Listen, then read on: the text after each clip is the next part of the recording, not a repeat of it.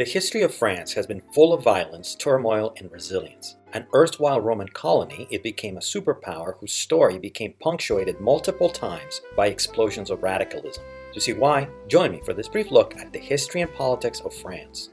People have been living in what is now France for a long time. The earliest evidence comes from several fossils named Toutevel man that date from some 570,000 years ago. Its most famous prehistoric site, the paintings at Lascaux Cave, which depict various animals like horses and deer, date from some 17,000 years ago, while the country's oldest continuously inhabited city dates from around 600 BC, when Greeks from Phocaea founded the colony of Massalia, present-day Marseille. According to myth, this founding occurred because Protus, a Greek sailor, married Gyptis, the daughter of a local king, who then granted his son-in-law a piece of land where he was able to establish a city. Whether this is true or not, we do know that the Greeks continued to expand in what is now France and went to found other cities like Nicaea, today Nice, and Athenopolis, now Saint-Tropez. In fact, at their height, they controlled trade along the entire future Mediterranean coast. Around the same time, a number of Celtic tribes, later called Gauls by the Romans, dominated much of the rest of the country and would also found multiple modern French cities, including Bourges, Orleans, Chartres, and probably Paris. From their first encounter in the 2nd century, the Romans and Gauls would be in constant conflict, with the Romans defeating multiple Celtic tribes by 122 BC and creating a Roman province they called Gallia Narbonensis. The complete conquest of Gaul, however, would take place nearly 7 decades later at the hand of Julius Caesar, starting in 58 BC. The Gallic campaign would go on for several years, with the final decisive battle taking place at Alesia in 52 BC. The Gauls were led by Vercingetorix, a chieftain of the Arverni tribe, who united them and mustered serious resistance against the invasion, beating the Romans at the Battle of Gergovia, but in the end were forced to surrender after a siege. Vercingetorix would then be taken prisoner to Rome, displayed publicly, and executed in 49 BC. Sporadic resistance would continue for decades, and Gaul would not be made a province of the empire until 27 BC, during the reign of Augustus. But once it happened, Romanization of the area was profound. Not only would the Romans establish settlements that would become the modern cities of Avignon, Bordeaux, Lyon, etc., they would introduce a legal framework, an extensive road network, Latin, a language that would serve as the basis for modern French, a number of new fruits like grapes and apples, and classic archaeological style, whose ruins you can still see all over France, but especially in Nîmes, which has the best preserved temple and amphitheater in the country. Gaul, meanwhile, would produce a number of Roman emperors, including Claudius and Caracalla, generals such as Gnaeus Julius Agricola, and writers like Tacitus and Ausonius. This prosperous time, historians call Pax Romana, would begin to crumble, starting around 250 AD. First, internal divisions and the threat from the people living along the empire's frontiers prompted the assassination of the emperor Severus Alexander, which in turn led to what historians call the crisis of the 3rd century, and its eventual breakup into 3 de facto separate states. One of these, the Gallic Empire at its height, would encompass not just modern France, but the Iberian Peninsula and parts of present Germany and the UK. Originally established under Postumus, it lasted roughly 14 years before it was retaken by Emperor Aurelian in 274. The empire's problems, especially the threat from neighboring peoples, were not over, however. The Rhine had served as a traditional frontier of the empire, but the Romans began neglecting it, and by 405, multiple Germanic tribes crossed it. The Romans attempted to pit one tribe against another, allowing the Visigoths to take over the Aquitanian province in exchange for military support against the Vandals, for example. But this only weakened the empire more. There was also an invasion in 451 AD by Attila, leader of the Huns, a nomadic people from Eastern Europe. The Huns managed to advance as far as Orleans, but a combined Roman Visigothic army forced them to retreat, leading Attila to move on to Italy to continue his pillaging. Roman power continued to deteriorate, especially after the sacking of Rome by the Vandals in 455. This left a vacuum which the barbarians filled. By 500 or so, Gaul was divided into various polities, the Franks in the north, the Visigoths in the south, the Burgundians in the central east, and the Celts in what is now Brittany. So named because Armonica, their independent kingdom, had been settled by Celtic Britons a few decades earlier. Out of these, the most important for the future of modern France would turn out to be the Franks, because their leader Clovis, who united the different Frankish tribes, began conquering other people starting in 481 and established a dynasty, the Merovingians, who would rule Frankish lands for the next 200 years. By 508, Clovis had made Paris his capital and conquered most of modern France plus present-day Belgian and Dutch territories. That same year, he would convert to Catholicism, prompting many of his subjects to do so as well, creating further unification through religion. He would die in 511, however, prompting the division of his kingdom in equal parts among his 4 sons, which then would compete with each other, leading to shifting political boundaries and further conquests, such as the Burgundians in 534 and southern Germany in 536. Over time, the Merovingian kings would also lose their power and become mere figureheads within their own realms, as the mayors of the palace, originally advisors to the kings, became the literal power behind the throne. One of these mayors, Charles Martel, would gain much notoriety when he led Frankish forces against a Moorish invasion at the Battle of Tours in October 732. The Moors, which had already conquered the Iberian Peninsula in the 710s, did manage to take control of Septimania, a formerly Visigothic kingdom in what is now southern France, and would continue to do so until 759. In the meantime, Charles Martel would found a new Frankish dynasty, the Carolingians, which would rule the region for a little over a century. The dynasty's most famous member, Charlemagne, ruler from 768 to 814, would conquer much of Western Europe, including Corsica, unifying it into a polity that came to be called the Holy Roman Empire. He would also spark a renaissance in his domain, with the promotion of learning and the creation of ecclesiastical schools for the elite and future clergy. His death in 814 brought the decline of his realm, however, as his son, Louis the Pious, faced much strife and rebellions. It would soon be divided into 3 kingdoms, West, East, and Middle Francia. The first 2 would become the basis for the modern states of France and Germany, but the latter would become quickly unstable and some parts would end up as modern French territory. Beyond the internal divisions causing havoc, new external threats also appeared. Most notably, the Norsemen, Scandinavian people commonly known as Vikings, began raiding the western coast of France and would eventually settle there, fashioning for themselves what would become the Duchy of Normandy, and whose future leader, William the Conqueror, would eventually take control of the English throne in 1066. Other vassals in Anjou, Aquitaine, Toulouse, Burgundy, and so on, would also become powerful in their own right, so that by the time a new French royal line appeared, that of the Capetians in 987, the new king, Hugh Capet, would only directly control small areas around Paris and Orléans. It would take the next 3 centuries to reverse this state of affairs. The process began with key monarchs Louis VI and VII, accelerated after Philip II took the throne in 1180, and became fully centralized in 1226 under Louis IX, a man so famous for his Christian zeal that he would be canonized by the Catholic Church in 1297, the only French king to have the title of saint. Conflict and challenges to French royal authority would continue. This would be particularly destructive during the 100 Years' War, a series of hostilities that pitted the House of Valois, a cadet Capetian branch, an alliance that united the House of Plantagenet, that is, the rulers of Anjou, with the Anglo-Normans starting in 1336. Punctuated by catastrophic defeats for the Valois side, like that of Crécy in 1346 and Agincourt in 1415, as well as sporadic truces and the Black Plague, the Anglo-Norman alliance was successful at first and might well have won, but the tide turned with the appearance of Joan of Arc, who was pivotal in relieving the siege of Orléans and then crushing the English at the Battle of Patay in 1429. This allowed Charles VII, a member of the House of Valois, to be crowned that year and paved the way for the Valois side's eventual complete victory in 1453, although Joan of Arc herself was captured in 1430 and burned at the stake by the English a year later.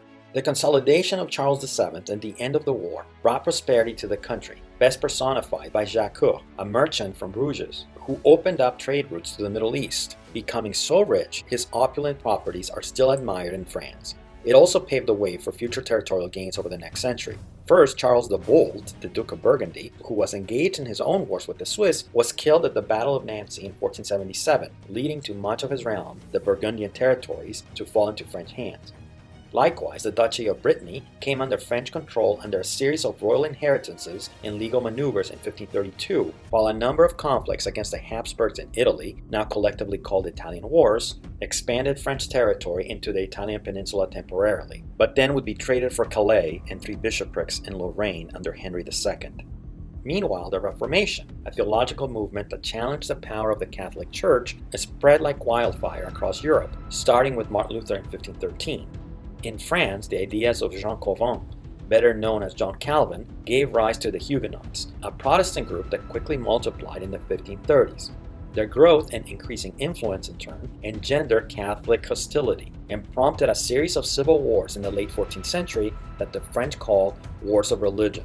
Perhaps its best-known episode is the St. Bartholomew's Day Massacre from 1572, in which the Huguenot leadership, along with thousands of others, were killed in Paris, and which then expanded to other cities.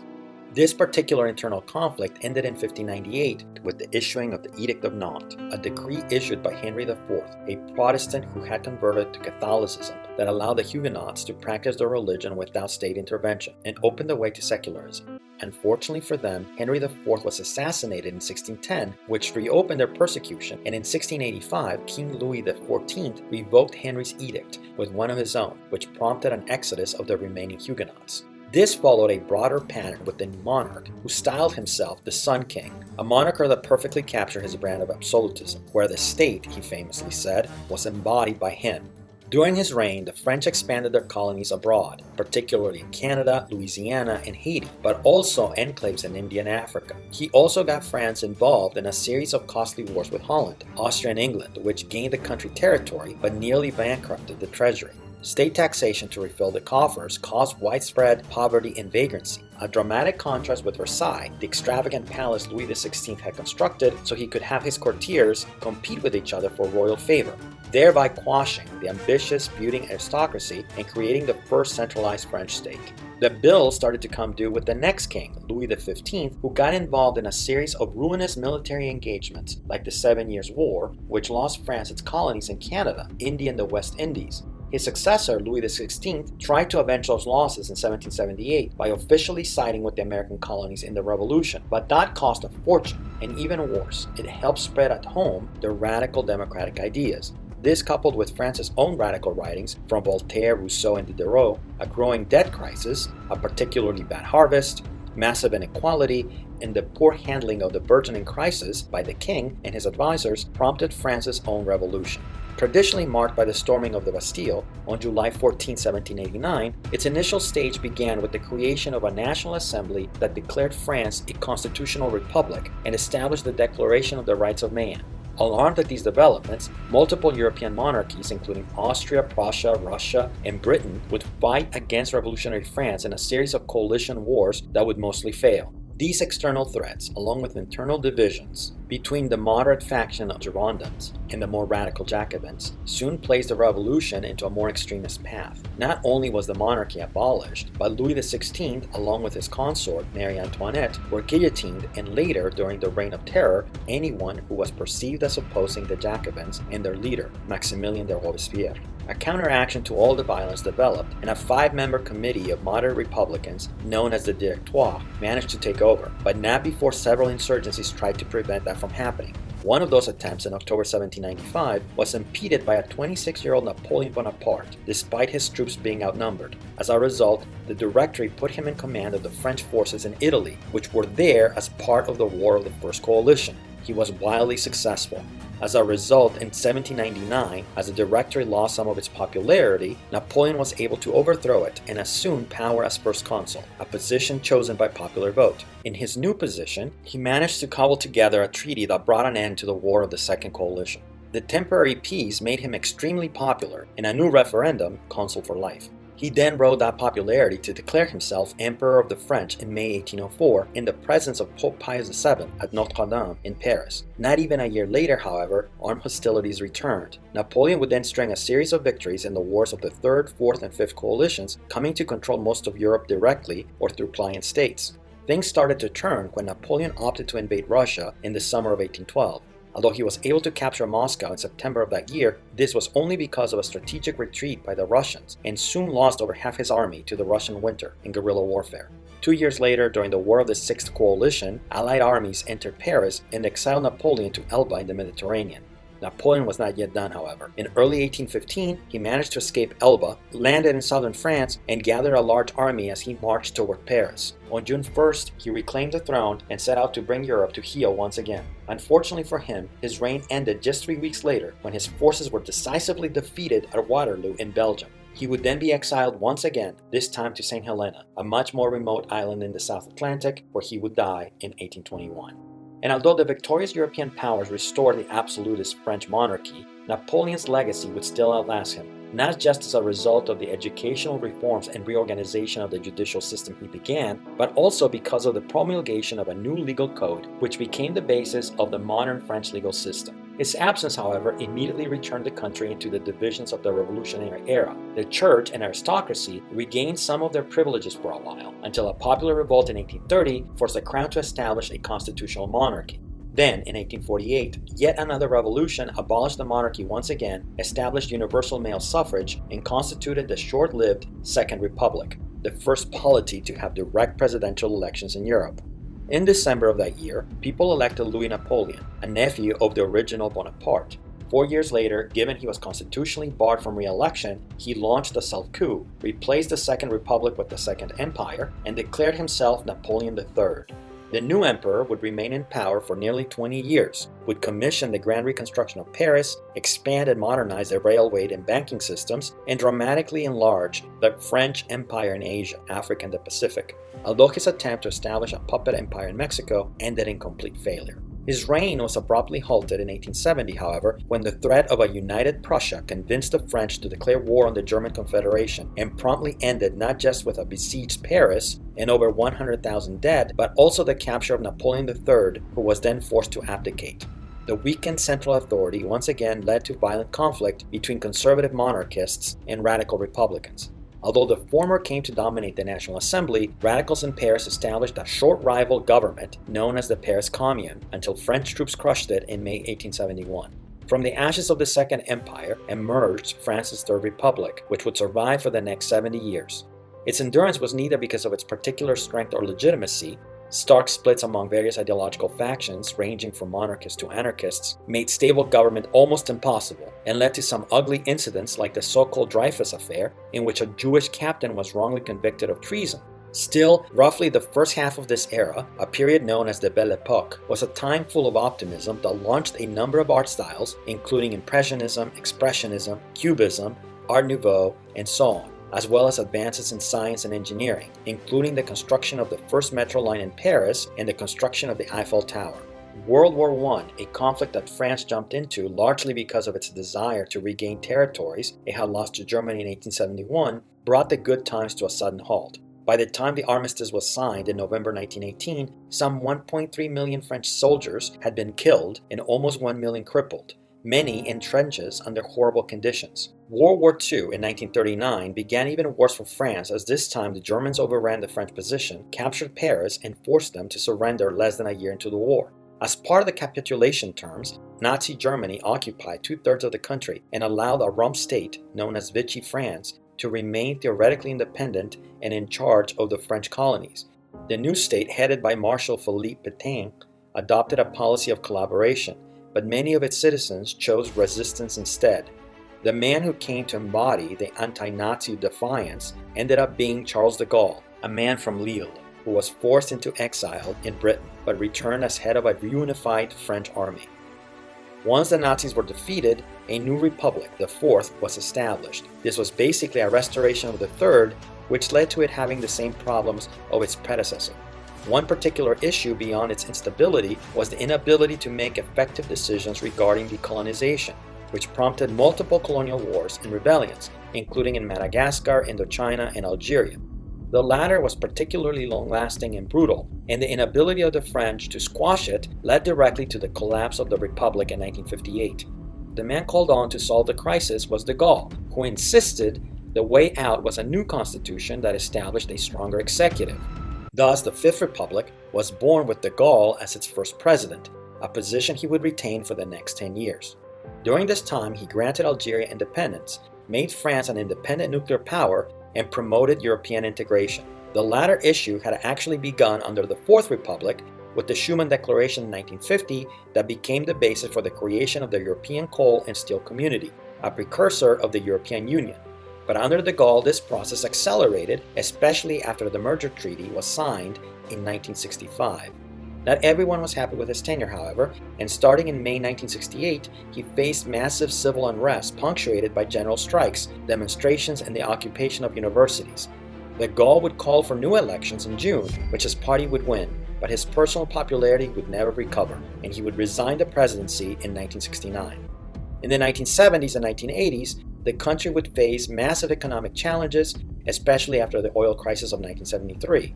One way the French government tried to regain their economic footing was to deepen European integration even more. And in 1992, they signed the Maastricht Treaty, which officially started the European Union and led to the creation of the euro in 1999. One of the main themes that has dominated French politics since the 1990s has been immigration, especially because the EU allows a free movement between its member states. Backlash to this resulted not just in the creation of the National Front under Jean-Marie Le Pen, later renamed National Rally once his daughter Marie Le Pen took over, but also into much of the disillusionment with the traditional parties like the Republicans, which in turn opened a path for Emmanuel Macron to be elected in 2017. In 2025, France seems to stand at a crossroads, as no politician, including Macron, is particularly popular, and the country cannot afford to have political instability become the norm in the face of major challenges. Then again, should it continue, it would be quite in line with French history.